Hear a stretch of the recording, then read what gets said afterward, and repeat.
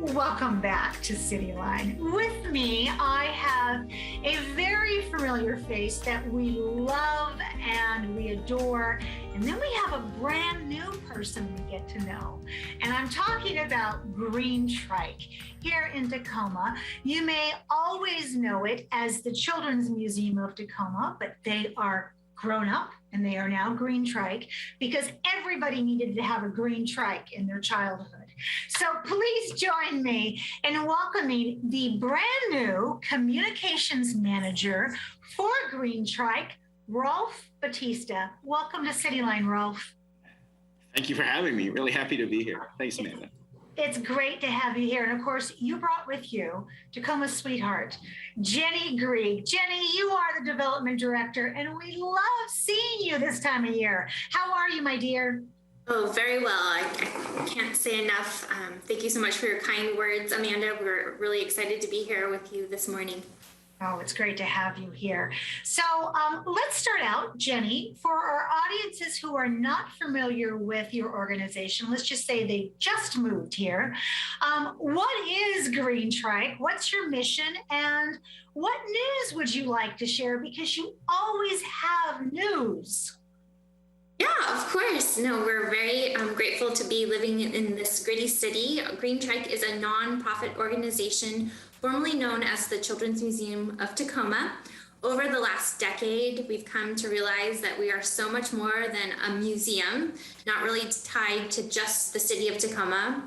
And with the largest county outreach program, Play to Learn, servicing throughout Pierce County, 2 preschool campuses in 2 different neighborhoods, and now 2 museums, the Children's Museum of Tacoma in downtown Tacoma, as well as on JBLM. Our board and staff felt it was time for a name change. So in 2019, our name was officially changed to Greentrike, which really can foster the breadth of services we provide for children, youth, and families. Our mission is to honor children and youth and champion play. And we have the goal to make Pierce County the best place to raise a family by making it a more youth and child-centered place to be. Well, I think you've already met that goal. So you need to have, now perhaps just the whole world you should go after. How's that?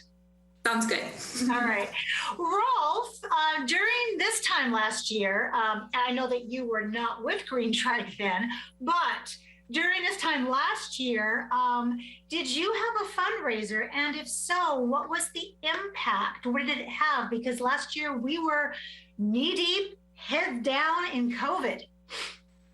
Yeah, so this is our goal to focus really on a need in the community. And each year, that aligns with Greentrike's mission and values. Like, while we weren't able to make a lasting impact in 2020, as you said, due to the pandemic, we're confident that this year's campaign will have an impact. I love that. Greentrike is always so effective in this community, and that's because they have such great leadership. So Jenny, what is the goal of this year's fundraiser?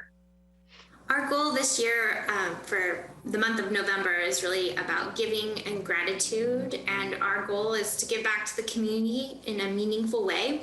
Greentrike is all about access and equity. We know that even with our pay-as-you-will admission by donation, we still are not reaching all the families that we hope to, and so we are partnering with other organizations that help families with young children to really better share resources.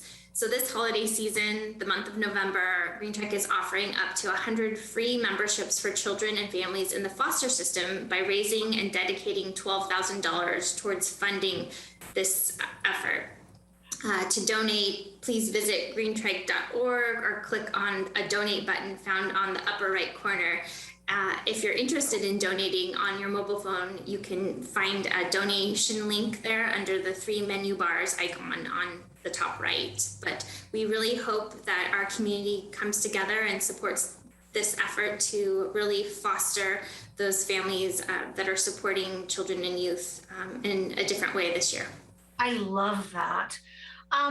Jenny, when did it start? How long does it run? And when does it end so we can give people all the information to give generously?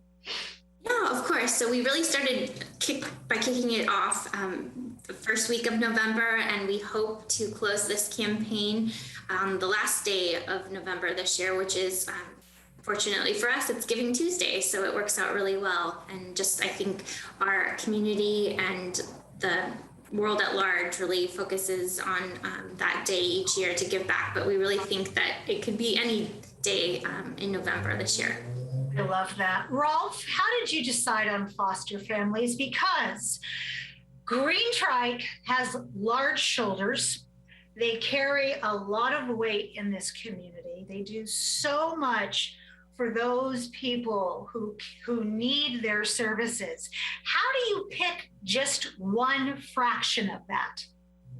Well, for this month of giving, we were supporting the children and families of the foster system. And really, as of 2020, the survey showed that there are over 10,000 children in the foster system across Washington, with a majority of them in Western Washington. And, life in the foster system can bring on additional stressors. And studies have shown that play provides positive effects on how children adapt to stress. So really, it's our hope that increasing access to our museums will release the natural restorative powers of play. I love that. Well said. Very well said. Jenny, what impact have you had in the past with providing museum memberships to foster families?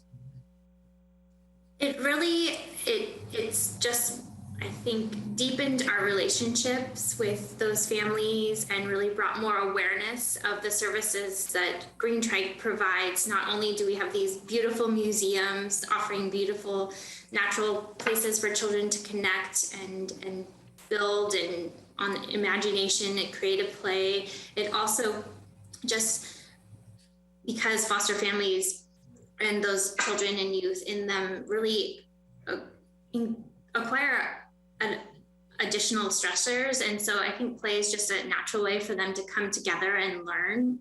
So it's been really a learning journey for all of us. And our staff feel so fortunate to be able to connect with children and families in that way. So you said 100 memberships. Is that right, Rolf? Yes, that's correct. 100. So is that 100 foster families or 100 individual memberships? So those memberships extend to the family. So it would be, depending on the size, it varies of the family, it would extend to that foster family. I love that. So we have been showing across your beautiful faces your website. Is that the best way for our viewers to get a hold of you if they know somebody or they are a foster family to get a membership?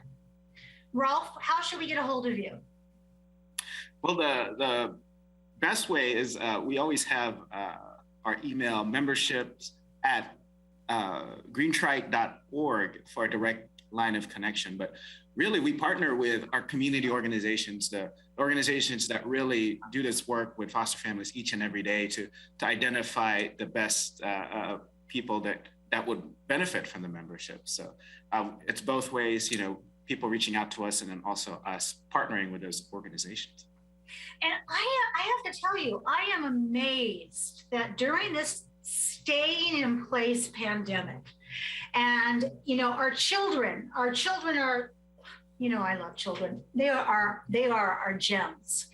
And the museum at one point was not open for them to come into because we were still following shelter in place directives from our governor. When you opened back up again, what did your foster families tell you, Jenny? They just really appreciated this safe space for them to play and connect. And it's just been really a blessing for us to offer the world's first children's museum on a military base, and knowing that there are military families that are also foster families, and that we're able to expand that connection amongst those families and really build upon relationships. It's been really such a blessing.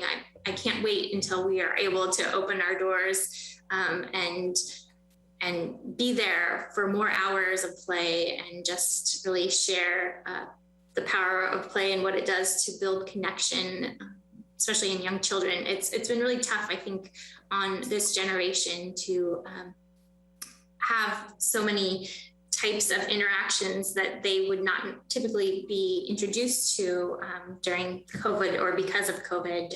It's kind of restricted the amount of interface that they have with young children and building relationships. And so the more we can be available for those families, I think the better for all. I love that. So before I let both of you go,